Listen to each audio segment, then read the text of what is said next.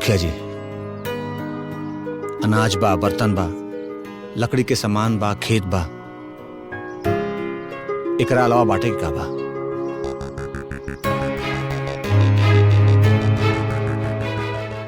ठीक बा, अनाज, बर्तन, सामान ये सब हम अलग अलग कर देता नहीं, और ओकरे बाद खेत में चल के खेत के नाप लेता नहीं, और ओकरे बाद 2 हिस्सा में बांट देता नहीं। ठीक बा? का अजय, तोरा कोनो दिक्कत बा? मुखिया जी, जैसन रोहलो के उचित लागे हमरा सब मंजूर बा। अच्छा तू लोग ये बतावा कि तू लोग के पास जमीन कितना बा? 4 बीघा।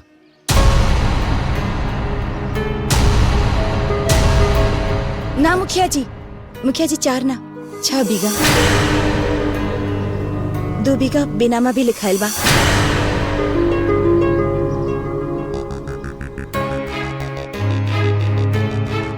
हाँ चाचा, अब हमनी लोग जब तक एक परिवार में रहनी, ओ समय जौन भी संपत्ति रहे ओ में बंटवारा होके के चाहिए।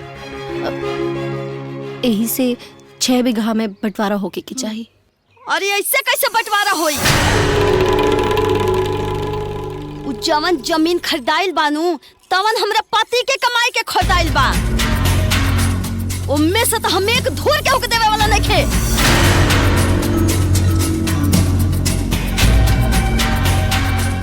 ना देबू तो अदालत भी कोनो चीज होला, जेके लेवे के रही ना तो कानून से लड़के ना ले लेही। अरे ऐसे कैसे कानून से लड़के के ले ले लाओ, हमहू देखता नहीं। हम इतना बेवकूफ अबुर्बक नहीं खे, और जान ला जमुन जमीनिया लेहल बाना तो हमरे नामे बैनामा कराइल बा, हमरे नामे। अरे लेवे के होई ना तो अपना भाई से लड़के ले सकलू, हमरा में नहीं खे। ओकरे नाम से बैनामा बा तो हमें अजय के हिस्सा ना हो। अजय तोहार हिस्सा ना हो ओकरा में। मुखिया जी, हमरा उ जमीन में हिस्सा चाहबो ना करी। जौन पहिल का जमीन बा ओही में से बांट दी। अच्छा ठीक बा, लेकिन ये घर और मकान के विषय में सोचले बड़ा? एगो ई पक्का मकान बा, एगो ई कच्चा मकान बा, एकर बंटवारा कैसे होई? कुछ सोचले बड़ा? कहो विजय।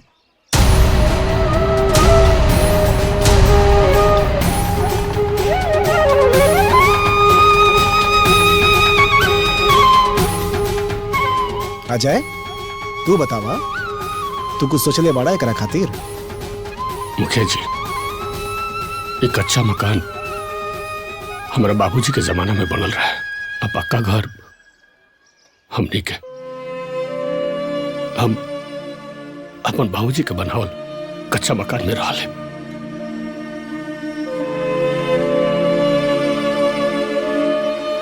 पक्का मकान इनके के दे दी। ये तो बहुत बढ़िया विचार बा। हैं? ठीक बा, तो पंच लोग ऐसा करा, ई सामान के बराबर बराबर हिस्सा में 2 भाग लगा दो लोगन। हाँ ठीक बा, चला आवा।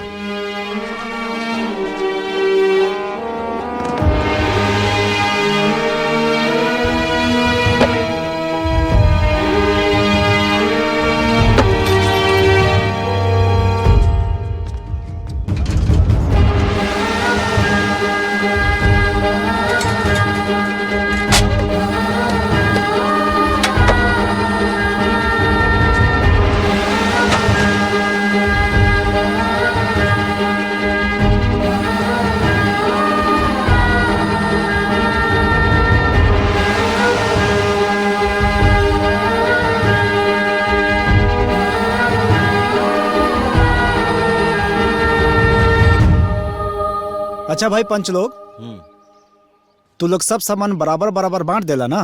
हाँ सब बराबर बा ना? ई सामान ई बड़ भाई अजय के होखी, ठीक बा? और ई सामान विजय के होगी। अरे ये सारा सामान बट गई, सारा दौलत बट गई, लेकिन ये दोनों बच्चियन के तो ध्यान ना देहल गई। बतावा ये लोग केकरा साथे रही हैं, ये लोग के देखी?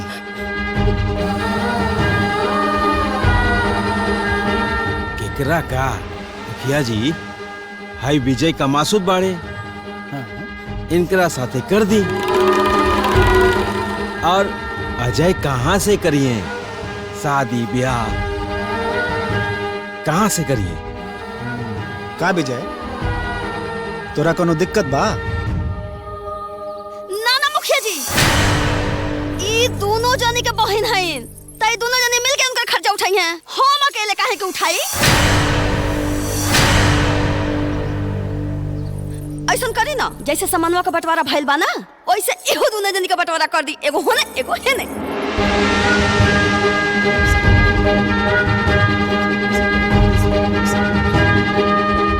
ना मुखिया चाचा, हम दोनों बहन अलग ना होकर जाई। हम जमा भी रही, एक के साथ ही रही। हम के सोचे खातिर थोड़ा सा टाइम चाहिए। ठीक बा बेटा, तू आराम से सोच ला, विचार कर ला एकरा पे। हाँ, सोच के ओकरे बाद जब हमन के बोलेबू ना तो हमन फिर आ जाए। ठीक बा?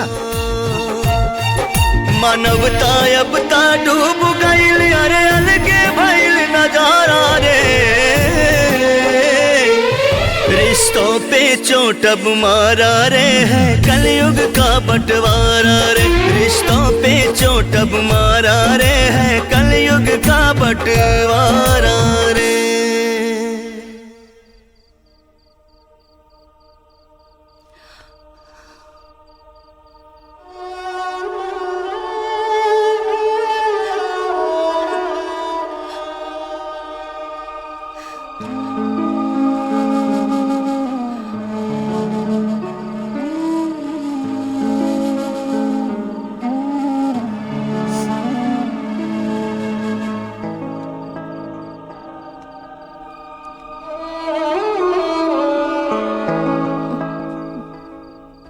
दीदी का सोच रहल बाड़ू? बस ये सोचत बानी कि भाई इनके तो बंटवारा हो गई, अब लागत बाटे कि बहन बहन के भी बटे के पड़ी। ना दीदी, हमनी लोग अलग ना होखल जाए। हमनी लोग जहाँ भी रहल जाए साथे रहल जाए। पर कैसे साथ रहल जाई? गीता भाभी तो साफे मना कर देनी कि वो हमरा के ना रखी है। ठीक बा, तो हमनी दोनों ना बड़ भैया के साथ रहल जाए। ना छुटकी, बड़ भैया के साथ रही तो उनकर परेशानी और बढ़ जाई, और वो हम दोनों के खर्चा कैसे उठाई है? अब तक खेती बाड़ी भी बट गई। तो मतलब अब हमनी के अलग होके के पड़ी?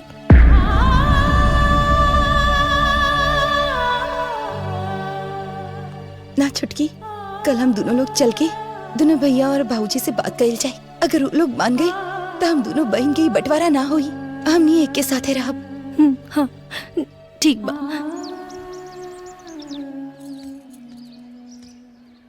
ए जी, आई चाय पी ली ही? रख दो ना।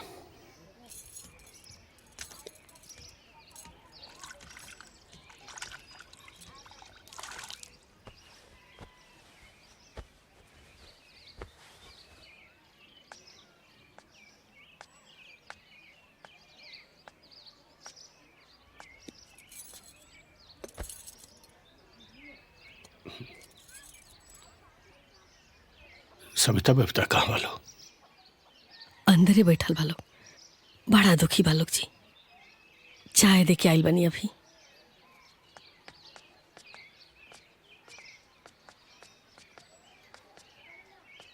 भैया, हम दोनों बहन एक दूसरे से अलग नहीं रहल चाहता नहीं। हाँ भैया, वैसे भी लड़कियन के तो बियाह के बाद अपना घर अपना ससुराल जाए के बाद कम से कम अभी तो हमने दोनों के मायके में साथ रह दी। भैया प्लीज। रे पगली, हम कहा चाहता नहीं कि तोनी के हमनी से अलग रह सन, हमरे में रह जा सन। हाँ बबी जी, रुआ सबके भैया एकदम बढ़िया कहा था। रहुआ सब हमारा साथे रह जाता हमरो मन के अच्छा लगे। ना भौजी, हम भैया के सिर पे बोझ बन के नहीं के रह चाहता नहीं। ते बता दूसर कौन उपाय बा? तोहनी के एक साथे हमनी के साथे रहल लेके चाह और उन तोहनी के अपना में रखल लेके चाह। बताओ ना का कर। उपाय बा ना भैया।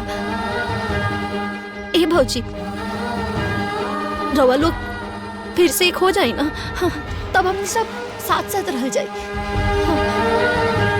बाबूजी जी, हमने कहाँ अलग रहल चाहतन जा, लेकिन रुआ सब देखनी ना, उन लोग खाना पीना छोड़ के अनशन पे बैठ गए लोग, तो का करती जा, मजबूर हो गई नहीं जाना। अब एक साथ नहीं जा रह सकत। लेकिन भैया बबिया, हमरा कोनो एतराज नहीं के, लेकिन वो लो माने तो अब ना। भैया हम दोनों छोड़ भैया से बात करी ना, वो मान जाइए, हम बात करी। चलो चला दीदी।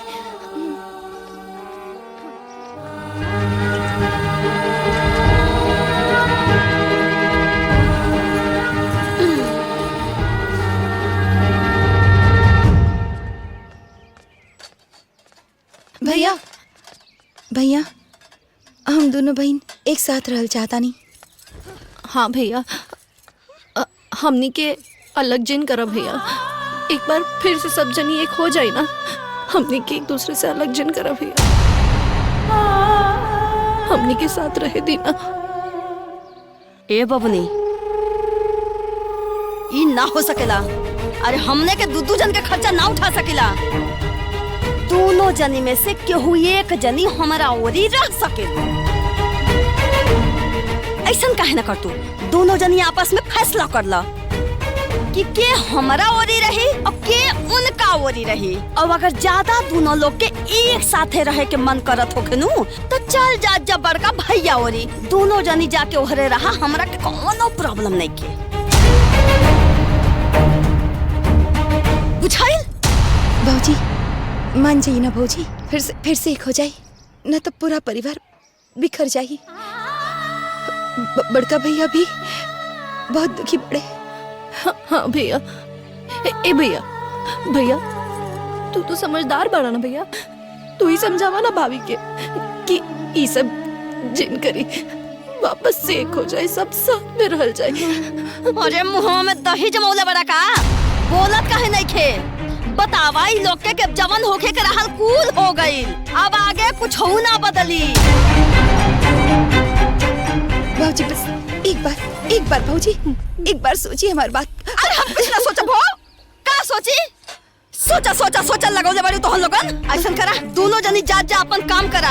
यहाँ ज्यादा चापलूसी बतियौला के जरूरत नहीं खे। हमरा के हमार काम करे दा। और हम जितना सोचे के रहल, जितना विचारे के रहल, वो सोच विचार के बैठल बानी। समझ में आइल? चुपचाप निकल जा यहाँ से, हम के हमार काम करे दा। अब कुल लेके आओ भीतर। भौजी भैया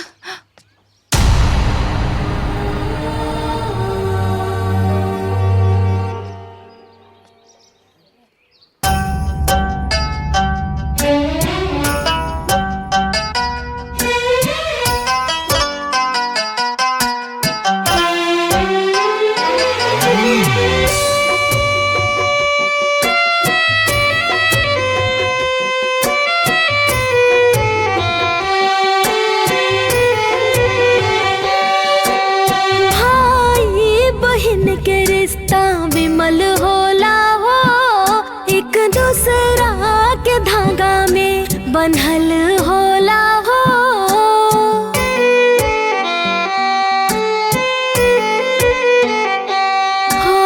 भाई बहन के रिश्ता विमल होला हो, एक दूसरा के धागा में बंधल होला हो।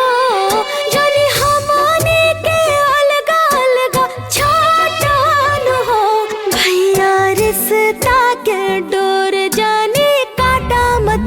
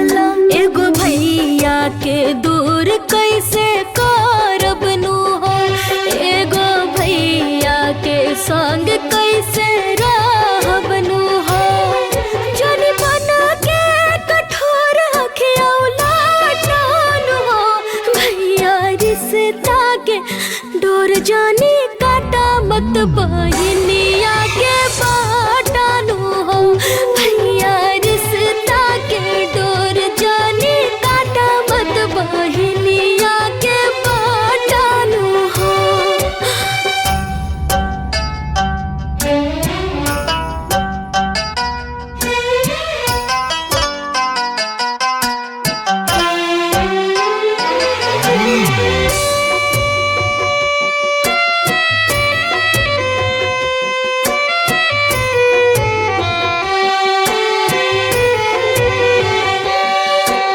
केकरा संगे रहब हम केकरा के छोड़ब भला एगो भैया से मुँह कैसे मोड़ब। एगो कोखिया में हमनी के जनमवा भइल संगे संगे भैया संझिया बिहनवा भइल। बटवराई ना तनिको सुहातान हो भैया रिश्ता के डोर जाने काटा मत बहनिया के बाटानु हो भैया रिश्ता के डोर जाने काटा मत बहनिया के बाटानु हो।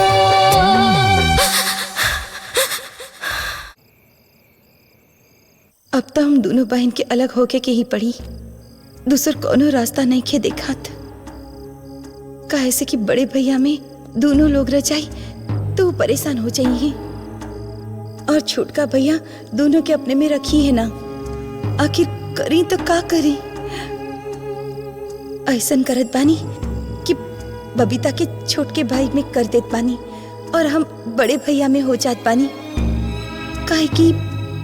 काहे से कि छोटका भैया के पास पैसा बा और वो बबीता के भी अच्छा घर में कर दी है।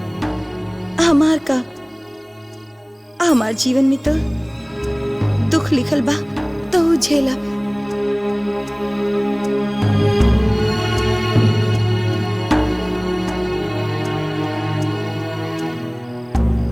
दीदी हाँ का सोच रहल बाड़ू? बस ये कि तू छोट भाई की तरफ रहा, हम बड़के भैया की तरफ रहा। ना दीदी, तू छोट भैया में रहा और हम बड़का भैया में रहा। ऊ का है? वही से कि दीदी तू बड़ बाड़ू और तोहार पहले शादी भइल बहुत जरूरी बा, और बड़ भैया तोहार शादी के कुल इंतजाम इतना जल्दी ना कर पाई हैं। कोनो बात ना, और शादी के कौन सा जल्दी बाटे, जौन होके तौन देख लेहल जाई। और हम तोहरा से जौन कहत बाड़ी तू बस वही कर, तू छोटके भाई में हो जा। ना हम बोल देनी ना, बस तू छोटका भैया में रहा, हम बड़का भैया में रहा। देखा हम तो हर बड़ बहन बानी ना, और तू हमार छोट बहन। तू बड़ बहन के बात ना मनबू, हमार बात मान। तू छोटके भैया में हो जा, वो तोहरे खातिर सही रही। हमार बात मनबू ना?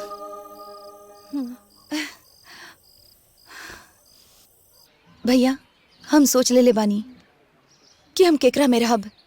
भैया रवा कर पंचायत बुला ली, हमनी लोग अपन फैसला बता देव जा।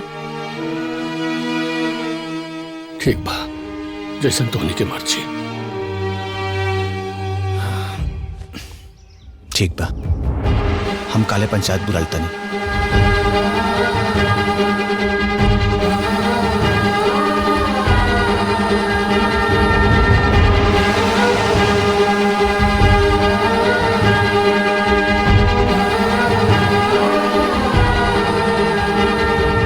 जानत रहे ढोलू, मम्मी कहत रहली कि काले दोनों बुआ के बंटवारा हो जाई, तो एक बुआ तोहरे में आ एक बुआ हमरे में आ जाई है। ना, दोनों बुआ हमरे में रही है। काहे? दोनों बुआ खाली तोहरे बाड़ी का? हमरो बाड़ी। तोहरे बाड़ी, बाकी बुआ जहाँ रही है एक साथे रही है। तो दोनों बुआ हमरे साथे रही हैं। काहे? तोरे साथे काहे रही है? हमरा साथे रही है। हमरा साथे रही हैं। अगर तोरा विश्वास ना बाना तो चल के खुद ही बुआ से पूछ ला। ठीक बा, चला चला। बुआ बुआ बुआ बुआ बुआ, देखा तू लोग हमरा साथे रहबू ना? ना, हमरे साथे रहबू ना? अरे बतावा ना बुआ, बोला ना। बुआ बतावा ना।